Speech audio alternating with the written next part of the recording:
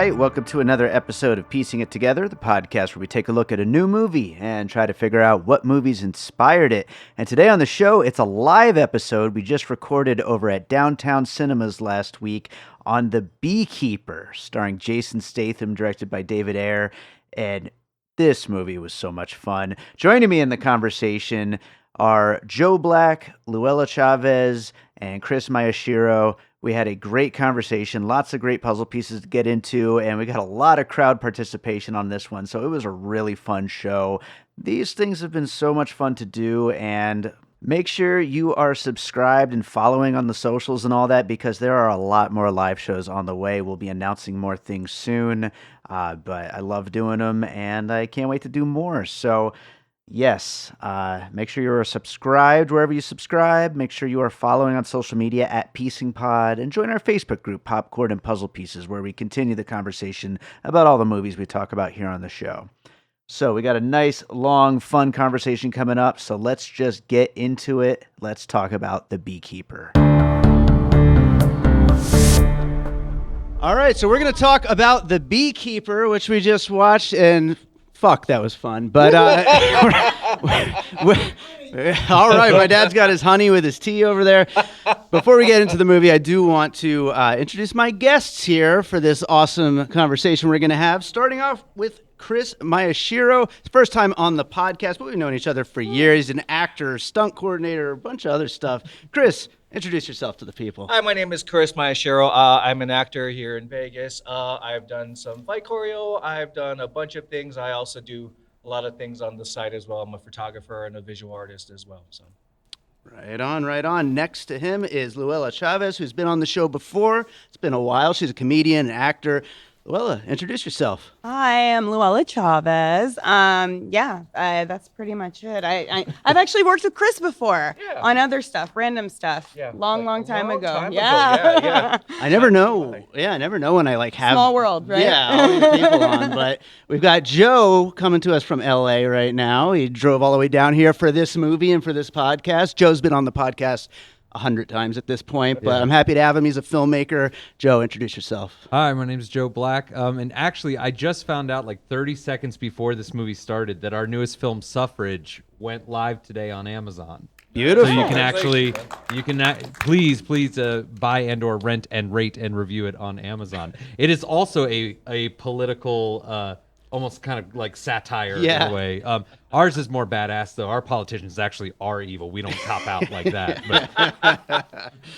So getting into The Beekeeper, we're going to get into a lot of stuff with this movie, but the main thing for people who are here who have not listened to Piecing It Together before, what we do is we talk about a movie through the lens of what other movies might have inspired it. So I always like to just kick these off with a puzzle piece. That's what we call them, puzzle pieces. And I like to just throw one out there right away, and then we'll get into everybody. I'll start giving puzzle pieces, but we're going to go right to The Equalizer, Antoine Fuqua's film with Denzel Washington, this guy with a mysterious past, and you don't really know that there's anything necessarily special about him, but once one person he cares about is wronged, just everybody has to pay, and there's just nobody really stands a chance against this guy once he starts going towards his target. So I thought The Equalizer would be a good one to kind of kick this off and start the conversation about films that maybe might have inspired The Beekeeper in some way. Are we fans of the Equalizer series over here? What about you, Kris?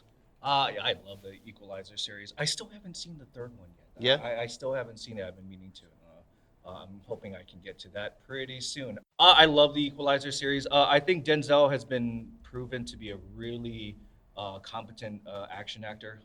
He's an incredible actor in general, but I think on the action side, Book of Eli was a really good one. He had a lot of work, a lot of Filipino martial arts and a lot of Kali work in that, and I love the stuff that he did. I think that's an underrated film in his filmography. Yeah, absolutely. I mean, he does it all, basically. He's just awesome at whatever he tries That to movie do. is one Mila Kunis shy of being a masterpiece.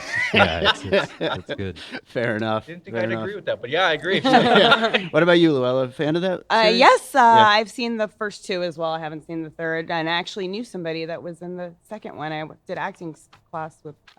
He's an MMA fighter. He does a lot of stunt work. So yeah. But, We got a lot of those here. Yeah. Yeah. Yeah. Right on. And Joe, I know we've talked about the Equalizer series before. You loved the third one. I Right? loved it. That was like the biggest surprise of last year for me. I didn't care for the first one. I actually the first Equalizer was the first time I ever saw a movie and went, they should have just asked me. like I know, like it's great. And then the second one I just thought was awful, but this one, and I don't know, it was kind of like the actual like meaningful version of something like this movie. And it's funny because Fuqua, I always get him and Ayer confused. Like I don't know why their filmographies have that same kind of like lunk-headed brutality to them. And maybe that's also why I liked Equalizer 3, because it was more like meditative and it was a horror film, and I don't know, that was one of my favorites last year for sure. Lunk-headed brutality, is that like to this guy who's like stands up against the Beekeeper here at the end? Yeah, seriously. Is that not that, if nothing else? But that guy was, you talking about the blonde guy? Yeah. Man, talk about coming in the 25th hour and like stealing the movie. Yeah. Like, that guy was so good. So funny, so damn good. But Kris, let's go to your first puzzle piece. First puzzle piece is actually a Jackie Chan movie called Mr. Nice Guy. I think, Nice. Jackie Chan, especially in like about the 90s, he had this string of movies, and I think you can see a lot of his filmography follow the kind of same structure of someone and a so-called ordinary person put into an extraordinary circumstances and ends up being like really kick-ass. So with Mr. Nice Guy, he was a celebrity chef or something, and got mixed up in all of this crime drama, and you're like, no, I don't want to fight, and then now all of a sudden he's just like whooping everybody's ass. So and I love that. I love that structure because it doesn't really take itself too seriously, and I feel like this movie was sort of in that vein where it didn't really take itself too seriously with anything. It knew kind of what it was, and it was just a fun ride. So Yeah, when I first saw the trailer for The Beekeeper, I was just like so nervous because it looked like top-notch Jason Statham, but David Ayer is such a wild card. Like, is he going to play this so serious that it's just boring as hell, or is it going to be over the top and crazy? And I think he really kind of nailed the tone here. Yeah, I agree. Right on. Any other Jackie Chan films we can throw in here? Because I feel like we probably could throw more. Yeah, you could probably throw more. I mean, Operation Condor, even First Strike. The Foreigner. Yeah, The Foreigner's a good one. The Foreigner's a good one. Very much in that same retired ex-operative that just got put into the situation. That's a really good one. Who Am I is a really fun one for me. Like, I love Who Am I. The rooftop scene is one of my favorite fight scenes of Jackie Chan's filmography. Joe let out a yes on Who Am I. Big fan of that one, huh? I'm a big fan of Jackie Chan. Yeah, sure. yeah. Didn't Stephen Chow, didn't he do The God of Cookery too, which is kind of similar to Mr. Nice Guy? Might be, yeah. Yeah, I think it's Stephen Chow, like pre-Shaolin Soccer. Shaolin Soccer, yeah. That sounds about right. I mean, even Shaolin Soccer and what Kung Fu Hustle was, I think, follow that same vein. Absolutely. Yeah, Statham loves all that stuff. So, I mean, it makes so much sense for him to get, inspiration from those things. Yeah. So, yeah, Luella, let's go to your first piece. I don't know if I have any actual movies. But, like, the first thing that I thought of was the guy at the call center reminded me, like, did he take that outfit from the, like, set of a video for Lonely Island? Yeah, I like can see that. I was like, wait. The whole scene actually looked like the whole center looked like that to me, to be honest. But. There's a certain millennial douchebag that they like set dress the whole thing, all the outfits, the screens behind them, it fits in so perfectly with that everything that Lonely Island skewers in their music videos. Completely. So that's a great one. I love that. That's hilarious. I was actually thinking, like, I'll throw on top of that just because you're bringing that up. But one of my pieces I was kind of thinking about was Free Guy with the Taika Waititi character, which that's practically the reason I can't stand Taika Waititi anymore. I mean, he made some great movies and now he's kind of just gone downhill. But it's that character I can't really separate him from. He's just this total asshole. I don't think he knew the cameras were rolling for that movie. Exactly. Yeah. Exactly. I had the same thought about Free Guy, but I realized I like Josh Hutcherson in this because he's not actually that guy in real life, Sure. which is why I enjoyed watching him. Yeah. Unlike Taika Waititi. Yeah, for sure, for sure. What do you got next, Joe? Well, I mean, sticking with all that, I mean, the whole first thing was like, I know it's an exposition dump for, the cheap seats, but it reminded me of The Wolf of Wall Street. Mm-hmm. Like, reading the script, following the script, showing them how it's done, setting them up, like the whatever. I was kind of hoping for him to fuck up with the Bluetooth and like accidentally say something, but, Yeah, yeah, it reminded me of The Wolf of Wall Street, and I would like to see that movie get Beekeepered. Just in general, like, because I'm not a fan, but yeah, we'll start with that one. There you go. That works absolutely. As far as like all the greed stuff, and it's so prevalent right now, and it definitely I think is going to come up. It's coming up in my first puzzle piece, which is Boiler Room. As far as movies about, we got a fan over there. As far as movies about stealing from unsuspecting people with scams and just the absolute doing anything for money, Boiler Room is an absolute classic with Giovanni Ribisi and Vin Diesel and all these people who are like really at the top of their game in that movie, and really just these slimeball characters who just they don't give a fuck about anything except for themselves, and the idea that these are people who you really just want to root against, like that's something that I think is so smart about this movie, that and that's also something that'll come up in another one of my puzzle pieces later, but characters that you just want to see them die. You know what I mean? And so Boiler Room is my first one. You guys all fans of Boiler Room over there? With Affleck doing his best Alec Baldwin impression? Yes, yeah. Absolutely. I like what you said, though, because like this movie is about good and evil. It's not even about good guys, bad guys, right? It's literally about good and evil, and I like that it handles it so bluntly, because that's like a very blunt categorization. You know what I mean? The bad guys are evil, the good guy is good. And I think that's another David Ayer thing. Like it's just like total archetype. Just who is bad, who is good, who is just on the sidelines. Like Except Suicide Squad, he whiffed that one. Well, yeah, of course. I do like as far as like.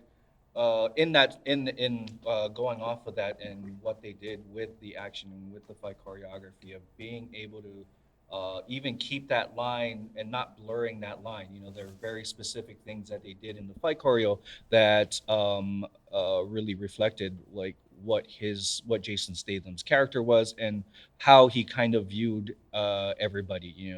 FBI agents in suits, they all lived. Like he all took them out. All the Secret Service coming down the stairs. I mean, he all kind of took care of them. I mean, he got them out of his way, but he didn't end up killing them. And switching to the mercenaries at the end, and to the ex-operatives that he had to go through in that second building. And to be able to see that level of attention to detail with what they did with the action and fight choreo was really kind of awesome to see. I think that's a great point. And actually, I'm just going to squeeze in an extra little puzzle piece here just based off what you're saying. But I'm going Terminator 2. Yeah. The way the Terminator just, he only shoots people in kneecaps or whatever. Yeah. Like, he doesn't want people that aren't bad to die, that whole thing. Joe, don't tell us how much you hate Terminator 2. I'm just glad that if Terminator 2 had been 98 minutes, it would have been, half as good as this, at least, Yeah, for sure. For sure. Well, Kris, what do you got for your next one? Next one, this is kind of an obscure movie, but again, going on that same vein of like a person that a seemingly ordinary person coming into a very extraordinary circumstance. There's a movie called Medantal. I don't know if anyone's ever heard of it, but if anyone's ever seen or heard of the Raid Redemption and the Raid, the second Raid 2 Medantal, this was made by the same filmmaker, Gareth Evans. It stars the same person, Iko Uwais. This was actually the first film that they worked on and collaborated on before they did the Raid, and it followed the journey of a man that was kind of on a spiritual journey. He ended up coming across an alleyway into the big city. He was in the big city. He came across in an alleyway, and he was seeing a prostitute getting like beaten. So like, and he steps in, and and as the movie goes on, seeing him trying to like just kind of follow his own path and doing the right thing. And I think a lot of that is mirrored into this movie as well, where you have just someone that's just for no character motivation being nothing else but just trying to do the right thing. Sure. Good and evil, and just a badass fighter. Taking care of people. Yeah, So you know. yeah, I've never seen it, but it sounds great. I mean, the Raid's awesome. So It's a really good movie. If anyone is a fan of the Raid Redemption and those movies, this was the movie that came before it. A lot of the things that I feel like, because it's not a perfect movie, it's an okay movie. It's the first movie that I ever saw silat, Indonesian silat, featured in fight choreo. So that was really kind of interesting for me, being a fight choreographer.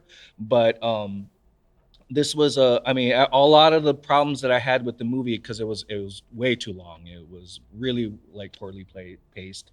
But all the things I found wrong with that movie, you see them really kind of course correct and fix that in the Raid Redemption. So in that context, it's actually kind of a really interesting movie to watch, because you're really seeing this, like, the budding of a director that became really just overnight well known for just doing action. right on. Have either of you seen that? I haven't seen it. No, but I like how you're talking about like the evolution of a vision, like, because Yeah. they say like making action especially is like the hardest thing to do. Yeah. You know, I mean, so that's really cool to be able to, you know, watch like the evolution of action that you're talking about there in his career. Yeah, you know, and like the way I learned action and the way I learned how to like think about fight choreo was really to not treat it any differently than you would treat a dialogue scene.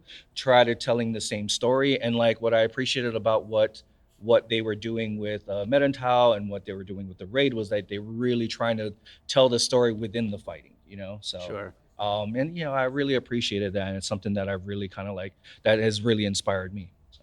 Right on. Luella, let's go to your next piece. What do you got?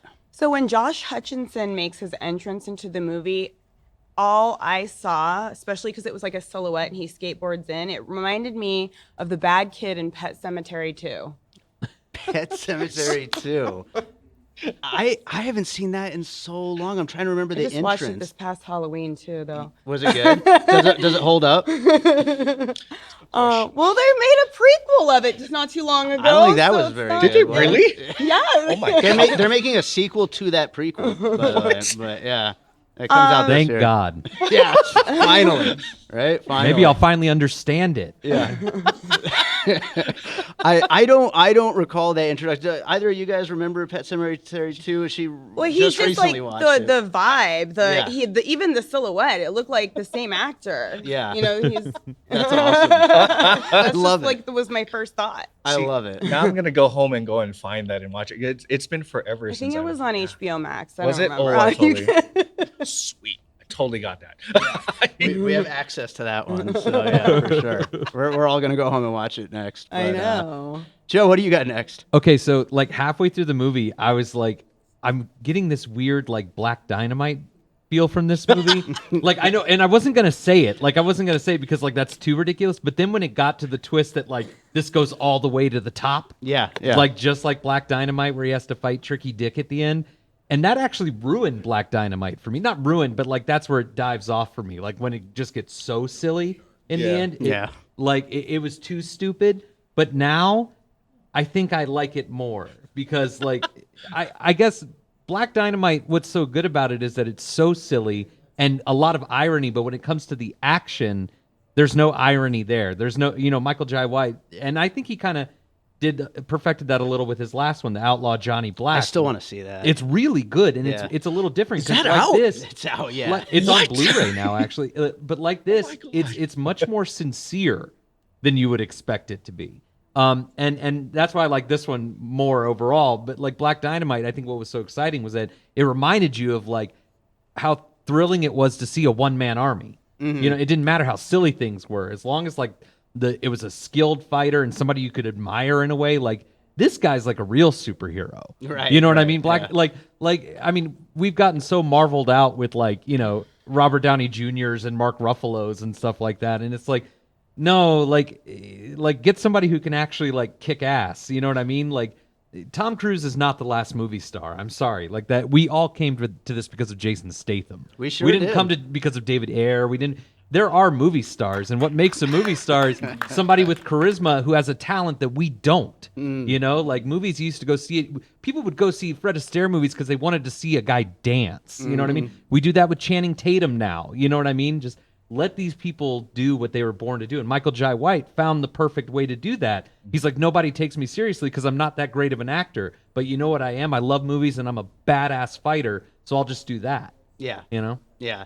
To Black Dynamite as a puzzle piece, one thing I think maybe I take a few points away from this movie is it takes a long time to get to it rationing up to 100, which once it gets there, it's all the way through to the ends. But they really take their time, like selling just, you know, the downer part of the beginning of the movie. I don't know, because once you get to it, you're like, I didn't think this movie could go anywhere else. You know what I mean? Yeah. Like, and then it goes, because he wipes out the mercenaries that you think are supposed to be the big bads. One of my favorite things is that everything in the trailer is only that first, like, you know, that first call center. And so, like, the fact that there was so much more after that, like, yeah, once it gets going, though, it's like, it's 100%. So, yeah. Best movie of the year. I agree that in the beginning, it took a while to get to that first action sequence. I felt like a casting director watching a lot of demo reels and high quality self-tape auditions. Yeah. Jason Statham's got range. He's Well, dramatic. You got to front load it with the reason to care. Yeah. You know what I mean? Like, because like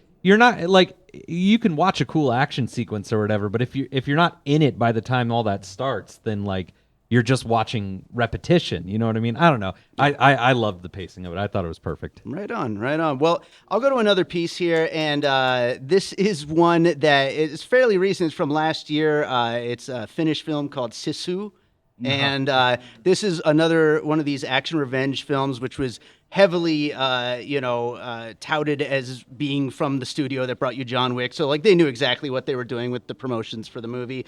But the main thing about that movie is by making all of the bad guys that this one guy has to fight his way through Nazis, you don't give one single shit about them. Like, tie him up by ropes, throw him in a river, like drive over him with a car, like whatever he's gonna do, hell yeah, dude, just do it. You know what I mean? And so this movie, I think, you know, I was talking about it with Boiler Room, by making these guys just the biggest scumbags. And we also get to that second call center, and like that guy, oh my God, where'd they find him? I thought he was going to steal the movie. Yeah. Like he was so good. Then the other guy came. And the suit. The Again, suit. The goat.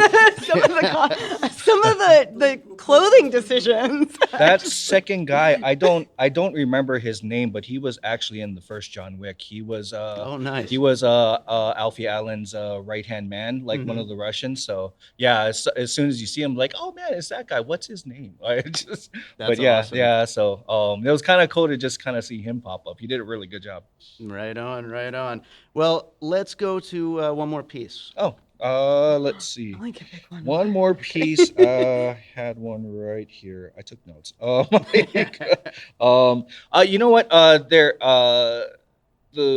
think my next piece is going to be the Rurouni Kenshin series. So specifically the live action. I was not really a huge fan of the anime series. I never ended up watching it, but a friend of mine suggested watching the movie series, and it's a 5-part series now, and they're all amazing. And they from the very first movie, they very much introduce him in much of the same vein as we introduced Jason Statham here, where he's just an ordinary guy, just kind of wandering around, whatever, just really kind of unassuming, and then something happens, and you know he has to kick everyone's ass, Every single person, everybody, Yeah. you know. And if Rurouni Kenshin, you can find it on Netflix actually. Yeah, you can find the first one. Yeah, It'll be in the show notes, Dad. yeah. Yeah, it's a Japanese movie. Again, I never intended to watch it because I wasn't really a fan of the anime series. But I really think that it's probably one of the best like live action renditions of of a animated series or feature that I've ever seen. So That's I cool. probably I would probably stand by that. And as the movies go on, by the time you get to the fourth and fifth movie, I mean, they've really worked the fight work well. I mean, they're it gets a little cartoony sometimes. Like some of the villains are like really like villainy. Like Yeah, it's just like that's they're fun, twirling mustaches. Like you dude, calm down. Like, but I love those movies. Right on. Yeah, that sounds great. And right now we're getting so many of these live action adaptations of these, anime, series. And so the fact that, you love that one so much, it sounds like it would be a cool one to check out for sure. Oh yeah, definitely, most definitely. I do want to say for the record, man, I can't tell you, Black Dynamite is like one of my favorite movies of all time. Yeah, man. I don't blame you. As soon as we got to that, who the hell interrupted my kung fu? Yo, I was in. Like I'm like, dude, this is gonna be great. Yeah, The two little girls. My mama says my dad's name's Black Dynamite. Yeah, my mom said my dad's name's Black Dynamite too. And he goes, hush up, little girl. A lot of cats got that name. As soon as I saw the boom mic drop into the scene and hit him in the head, dude, I was like, oh, I'm in. I'm totally in. Last reference, when it comes back in and chops off his arm and he goes, ha, I threw that shit before I came in the room. Oh, it's great, man. We should do a special episode on Black Dynamite. Absolutely. Oh, well, we didn't please do one on call Outlaw me. Johnny Black. I know. Never got to Yeah, it. I mean, double episode. I saw it twice in the theater. Oh, my God. And I had to pay. You know? Luella, what do you got next?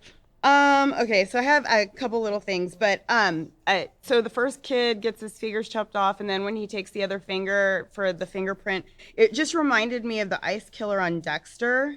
Yeah. The body parts and stuff like that. And also correct me if I'm wrong, but in Resident Evil, don't they have a beehive analogy? Yeah. Oh, yeah, The you're hive is right. the- Yeah. is the whole thing. Yeah. Yeah. Absolutely. And we I got love those backflips movies. and we got too. all kinds of action in that. But yeah, we definitely have the whole hive thing going on there. So I love the Resident Evil movies. Me too. Yeah, I brought a whole group of people to see the final chapter. Yeah, I know.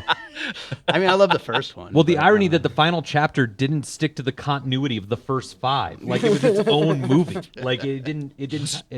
no one cared. That drove me. I cared. It drove me nuts.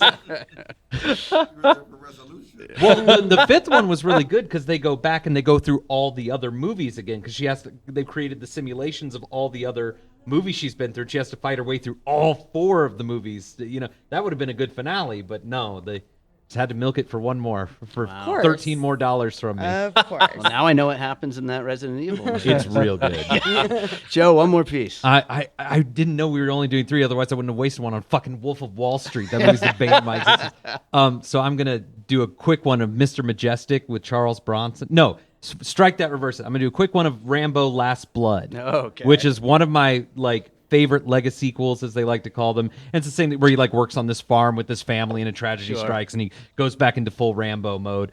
That one, I wrote a 10-page long review of that I actually ended up putting on my letterbox. So if you want to read that, I don't know, that movie really affected me. And I don't give a shit about the other Rambo movies, really. The first one's cool, but anyways. So no, that's not my real piece. My real piece now is Mr. Majestic, which is a Charles Bronson film. And he's Mr. Majestic. It was written by Elmore Leonard, who wrote the book that it was based on. And he's a watermelon farmer who hires illegal immigrants. And he actually befriends them because he's at a gas station and he uses the bathroom. And then when he comes out, they're all there. And one of them tries to use the bathroom. The guy won't let him. And he's telling him, oh, the toilet's broken in there. And Charles Bronson's like, I was the last one to use that toilet. You saying I broke it? You know, so he takes them all under his wing. They work his farm for him. He houses them. And then these gangsters get mad and they basically he gets tied in with these gangsters and they get revenge on him by destroying his entire watermelon crop, and that's all he cares about. And he goes on bloody revenge. So when those motherfuckers destroyed his bees, Yes. because I was thinking it to begin with the whole farm setting, but then once they destroyed his bees, I was like, this is Mr. Majestic. Right. And it's funny because this is a Charles Bronson movie. Right. It wouldn't surprise me if they wrote this in the mid 90s. You know what I mean? And we're just waiting until Statham was old enough. Right. You know what I mean? And and they tried to make Statham Charles Bronson the mechanic. Yeah, the movie The right, yeah. Mechanic was Charles Bronson, which is silly because that's the one Charles Bronson movie that's this kind of meditative, weird, existential dread kind of movie. It's not your Death Wish. It's not your, 10 to Midnight. So they took that and tried to make a Jason Statham movie out of it, which terrible idea. I say that, but they got a sequel. But I want him to do this. I don't like Liam Neeson doing these kinds of movies. Oh, God, like no. I just don't anymore because he wasn't that guy. You know what I mean? Jason Statham was that guy. Jason Statham was like the action star who never got his due in his prime. And now that he's older, we're appreciating him in that way. You know what I mean? Like, and I hope he has a long career of B movies and not Beekeeper movies. Well, I mean, I'd go see a sequel to this too, but just B movies in general, like Bronson did. Yeah. I actually invited Charles Bronson to my birthday party, and he died like 2 weeks after I sent out the invitation. Oh man. I'd like to think he was like so excited that he that you know. That would have been a moment. I know. Absolutely. Will has a question. Okay, so let's open it to the floor. Will, you have a question for us? So does anybody have a puzzle piece? We have posters we're going to give away to anybody who gives us some pieces. So I see a hand right over there, actually. I have a piece that kind of reminded me with the action, revenge, and elite fighters and against each other and fighting your way to the top, Kill Bill. Sure. Kind of not take it too serious, but lots of action. Absolutely. As far as like revenge movies go, as far as like, all that corruption at the top, as far as really stylish looking, set pieces and whatnot, definitely you can go with Kill Bill there. And I mean, I think Kill Bill is one that like, it's hard nowadays to think of these revenge movies without a Kill Bill on a list of things that might have inspired it. Like it comes up so often, but it's because it's so damn good. you Yeah. know? It changed movies in a way that nobody noticed. Like when it came out, it was Tarantino, and everybody's like, "Yeah, that's what he does." And it's like, go back and look at Pulp Fiction and Reservoir Dogs. No, that's not what he was doing. You know what I Right. mean? It was so right on the money that we didn't even notice what a boom it was. You know Yeah. what I mean? Yeah. Kill Bill was a really nice when I remember watching it, and I might be one of the few people that's more of a fan of Kill Bill Volume 2 than 1. Yeah. I mean, it was such a love letter to all the movies that I grew up watching, a lot of the Shaw Brothers movies, a lot of the very early Jackie Chan movies, a lot of the Gordon Liu movies who was in Kill Bill 1 and 2. So I love that was part of it really kind of brought my childhood back. So I really appreciated those movies for that. Absolutely. We got another one right over here. For me, it kind of hit me. That's Kind of can't hear you. obscure. Hey, if you stop talking so much, you do it. But with all like the surveillance footage and tracking and data and computer and all of that interweb network stuff, like Enemy of the State. Yes. Oh yeah, Yes. that was a great one.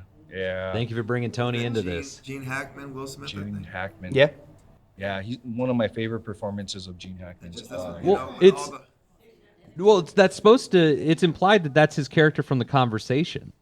That in itself is like a 20 years later sequel. Really? That Gene Hackman's character in that is his character from The Conversation. That's, Oh, wow. Yeah. Oh, okay. Interesting. Well, we're getting into some deep stuff here. We got one up there. What do we got?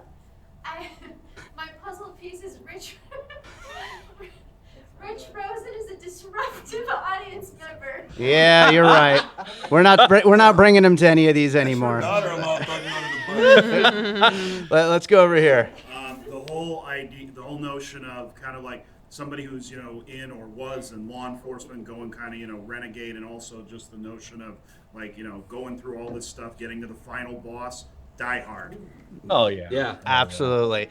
Also, once we get to that house and is creeping down corridors, setting up traps, all that kind of stuff, 100%. Die Hard's one that I was thinking about. He hangs the guy. We just watched it over Christmas break. Do you like one or two more? I like 3. Honestly. That's my favorite too. Really? Three's But- really underrated. Yeah, as a Christmas movie though, which one do you think? That's the question we should be having about Die Hard. Which one is more of a Christmas movie, 1 or 2? Because I think 2 is. I think 2 plays more into the Christmassy kind of nature of things. That's interesting. Well, let's go. My mom's got one here. Okay, no.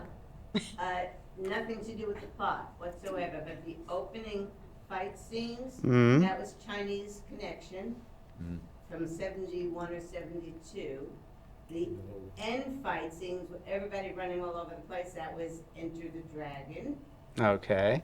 And the bad guy with the bad leg, he reminded me of a character from Mortal Kombat. Okay, so we got Chinese Connection. We've got, what'd you say, Enter the Dragon? Enter the Dragon. And we have Mortal Kombat. All right. Which Mortal Kombat was kind of a remake of Enter the Dragon. Sure. No, I didn't. But I do want to say, as much as I love Jason Statham, there is a video out there of a rock group it could be an English girl rock group or something, and there is a man in the background who's semi-naked and he's dancing. He's wearing his little bathing suit, a Speedo or something. Someone's a And fan. and burst everyone's bubble. It's Jason. Ah. I guess he was very hard up for money. And really? he's like this and that. Is this like Van Damme and Breaking? Worst fucking thing in the whole world.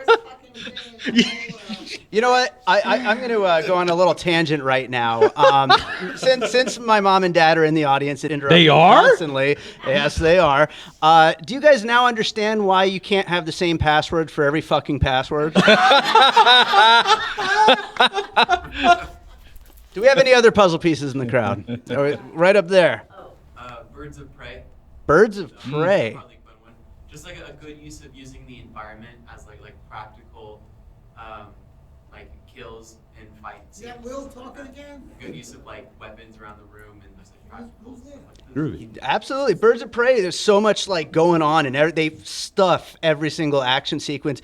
I do wish, I mean, that kind of gets me on another little bit of a tangent, but like, I wish there were more bees in this movie. Like, he could have punched That's someone what the in sparks bees. were. Right. I noticed that halfway through. That's like the bee element. There like should those have been sparks more of are- those. And when he made the electrified bees in the beginning, Dope. that like, I mean, come on. That was their No, I visual was- cue to let us know that that's what the sparks will be throughout. I'm gonna the have to I watch was the movie ready again. to throw down some like Candyman, Yeah, absolutely, yeah. some fried green tomatoes with the bee element, but that's just not what happened. Yeah. Can't forget My Girl. Yeah. Yes, of course. Oh. They're Wicker saving Man. it for the Why are sequel. we all forgetting Of Wicker Man? course, It's the most and Wicker famous Man one. too. Yeah, that's a. The lady in white. The Lady in White has a puzzle piece. How about Walking Tall? Yes. Walking Tall, absolutely. 1973 or The Rock, 2004. Yeah. Joe Don Baker.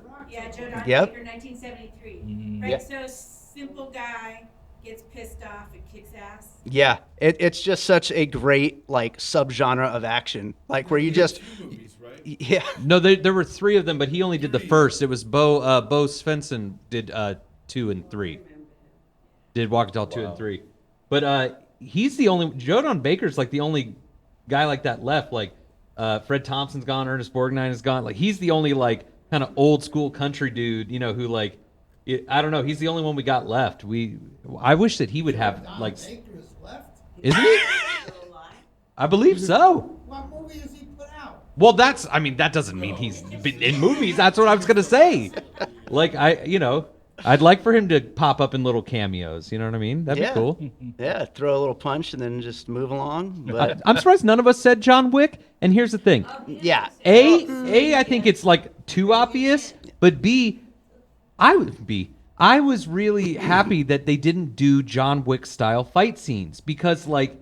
That language is so overused at the moment, you know? Like, by the time it got to Atomic Blonde, it was like, I know, I've seen the one long take. This was just skill. You know what I mean? It wasn't even choreography as much as it was just, like, skill, agility, like, inventiveness. a you guy know? beating ass, basically. But Yeah. but no, of course. I mean, the fact that it's like the fuck up son who causes all this, and the dad's so disappointed with him. I mean, Oh, yeah. everything about it. Like, there's so much John Wick to this. Like, and I think they want you to make that connection. I mean, it's that's Jeremy Irons is playing John Leguizamo. He Yeah. does the whole, like, once the beekeeper comes for you, blah, blah, blah. Yeah.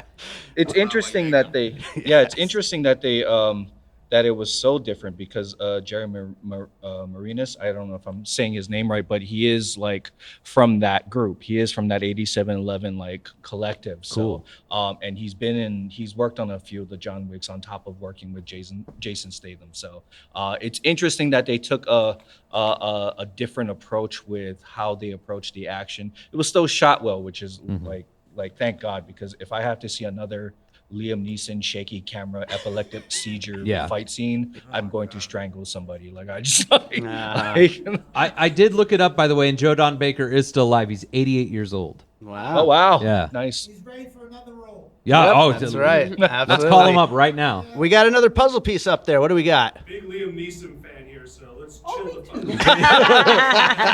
The fights are terrible. Government trained, government assassin has to fight the government, so Born Identity. Yeah. There. And now I'm going to quickly roll back the hands of time. Hutcherson's first line, he goes, or very early, he goes, when Jason Statham calls him, "My name is fuck you," is a direct Alec Baldwin, Glengarry Glen Ross line. Right? There Boiler you go. room, boiler, Yeah. Yep. And then, there's the scene at the gas station, which is right out of RoboCop, where he blows up the gas station. And that last sequence, which is the mansion, after breaking into the mansion, the Wellar mansion, it's Beverly Hills Cop. Well, they have the line too where he says, "I just got thrown through a plate window." The guy in the goat suit says that. And that's Bill. That's Eddie Murphy's whole thing. I just got thrown through a fucking window. Yeah. I thought Thank you were you for going to that, go Jason. with what is it, Chris Penn and Reservoir Dogs? Like there's the real cheeseball shitty guy, Yeah. So Oh, but he's so scary in that. Like he, Yeah, that's the best he ever was. R.I.P. to him. Yeah, Who would have no, thought that for sure. that Joe Don Baker would outlive Chris Penn? didn't see You that know one what I mean? coming. Didn't see that one coming. Joe Don Baker. Say that to his face. Best friend with Chris Penn. He's 88 years old. Yeah, Yeah. and How still old are you, taller Dad? than any of us. Go. Do we have any other puzzle pieces from the crowd? Yeah, Gina got something she wants to say. Gina, you got a puzzle piece for us? I was gonna say that guy's next role is death. The guy you guys were just talking about. Oh, yeah. Joe Don Baker. Yeah, probably any day now. He's auditioning right now. Yeah. So, well, I think that does it for our puzzle pieces here. Let's get into some closing thoughts. Chris, anything that we didn't quite get into that you want to mention about this movie? No, I think it was fun. I thought it's a good role for Jason Statham. I think he's made a real niche and career for himself with these types of roles, and I love watching him do this action stuff. So, and I'm here every time Expendables comes out, I'm right there. Did you like 4? No. Oh, damn. I did not like. But you know what? This is the same writer, right? Is it? I don't know. Yeah, I liked think so. 4. I didn't Nah. I didn't particularly care for 4. I loved the third one. Yeah. Third one I thought was really well done. I thought the action was really well. Because look, I'm not going to an Expendables movie for Shakespeare. Okay, let's make this clear. There are certain movies, and I think the Marvel movies, a lot of the MCU movies are kind of following the same line. I'm not really there for groundbreaking work. If I get a Captain America Winter Soldier, great. But I'm there to have fun with it. And I think with this movie, this was such a fun movie. This is a movie that I can just kind of kick back and just eat my popcorn and hot dog and have a good time with it. And I think I think that's an underrated thing to have in theaters, So not every movie needs to take themselves so damn seriously. And this one knew what it was, and it really kind of ran with it. So I love that about this movie. Yeah, we're recording this on opening weekend. I mean, who knows how well this is going to do? We might end up with an entire, Beekeeper universe thing going on. But, hopefully if they do sequels, it just starts at that 100 and just keeps getting more ridiculous and leans into all of its action movie influences. Did you guys know this was going to be rated R? I didn't. I don't think I realized that. Yeah. No. Is it? Didn't even seem like it was rated R.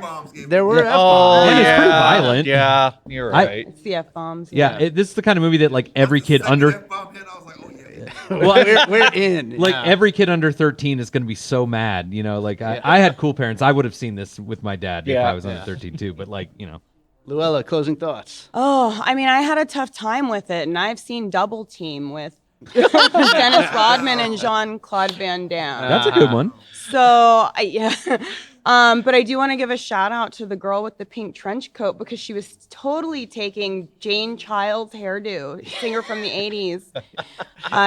I enjoyed that part. We did not talk about that other beekeeper. She fucking ruled. She like stole this 3 movie. minutes, she was on fire. She was awesome. Statham's whole attitude in that scene was just shut up. It's like, this is who they replaced me with? Get out of here. Not having it one bit. Joe, closing thought. This is the kind of movie that's going to get people back into a theater. Yeah. Like, hell yeah. like, here's the thing. Like, Got me out. right and wrong is not the same as good and evil. And I think that movies need to exist in a space of good and evil instead of right and wrong, because right and wrong is like somewhat subjective, and they've taken right and wrong, the industry, and they've commodified it, industrialized it, like, you know, like, so like good and evil, and no offense, like I know a lot, I live in LA and I've dealt with enough of these people. They're dumb. And so like, but here's the thing, dumb is not a weakness. Dumb is not even a criticism as long as you're doing good. Right. So like, if you're dumb and good, like this movie is, like that's a service to everyone, and that's what people want to go see. You know what I mean? Because we're tired, we're angry, we're frustrated, we're sad, but like evil was vanquished in this movie. Sure. You know, and rewarded. You know what I mean? It was rewarded by. They should take Jason out of the movie and put in Joe Don Baker, right? I mean, why? I would see that. We'd all movie. watch it. Yeah, like of course, but no, yeah, like that. I think that this is the kind of movie that, like, yeah, you want to go on Friday and go see this movie. Yeah, you know, and I think that now, like, even Marvel itself has gotten to this kind of commodified thing, and it's an assembly. It's a, you know, and you're not watching real action. You know what I mean? Like, you can't even trust that the suits that these guys are wearing are real anymore. Not just Iron Man, but fucking Spider-Man's costume is CGI at this point, even when he's just standing. Right. So like, getting to see somebody who is better than us doing what they do best, like, that's always going to be exciting. So it's going to be hard to top this movie this year already, right out of the gate. Hell yeah. Hell yeah. Okay, what's the, I want a consensus. Does anybody have another question or anything? Okay, Mom, what? Yeah. I want to know what this sequel, I want the panel to tell me what the name of the sequel will be. I mean, it's obviously the Beekeeper, Protect the Hive with the colon, but that's the obvious one. Beekeeper 2, Electric Boogaloo. That's Yeah, of course. Do we have any other? The Beekeeper and the Green Hornet. Yes. Okay. He teams up with Seth Rogen. Yeah. And Buzz off. Buzz off. Okay. Ooh, The honey, I'm home. I love it. I like this idea of a rom-com version. Like, Yeah. what is this guy like on a date? I would love to see that. Absolutely. Keep your way out of this one. There you go. Keep it two called Weed Man. Man. Or like that show on Stuck on You, Honey and the Bees. Oh. You know, Seakeeper. There you go. you know, this brings Brilliant. Did you just say the Seakeeper? He sure did. Shit, give him 2 posters. Yeah. This brings up a really good point that I just occurred to me with this movie. There were not enough bee puns in this movie. I was expecting. I was wanting more. Yeah. Like, I really wanted, like, you know, like, to be continued, or something like to be or not to be. Yeah, I mean, I've needed more. That one was I don't know. Of it, like, here's a fun fact about bees. Yeah,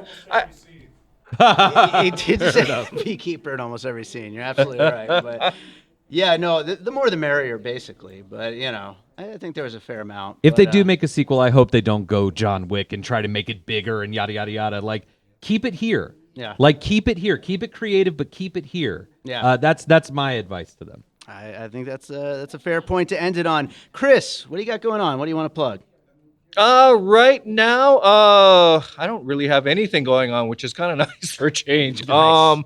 Working on a horror movie with my friends Alberto Triana and Melissa Del Rosario. So we're doing pickups for that sometime this year. Other than that, I am looking forward to kind of a nice, quiet year. Where, like, I like that we're hopefully gonna get to go back to work as actors. So that's really awesome. Nice. But you know, other than that, just working with I'm not teaching really any classes anymore, but I am still working with actors that want to learn action, that want to prepare for action roles in films and stuff. Working with my friend Kevin Sanders, who's who's doing fight choreography for a feature film right now. So helping him out as much as we can, and in between that, just doing a bunch of fight demos and stuff. So Very cool. Very cool. Luella, what do you got going on? Well, my next thing is I'm going to be doing another song parody. The last one was, it's on all my stuff. And, the next one, I want to record it very soon. And then we're supposed to be doing the music video, hopefully before the end of the month. And to continue my series, Bitches Be Crazy. Hell yeah. Yeah, that's about it, I think, for right now.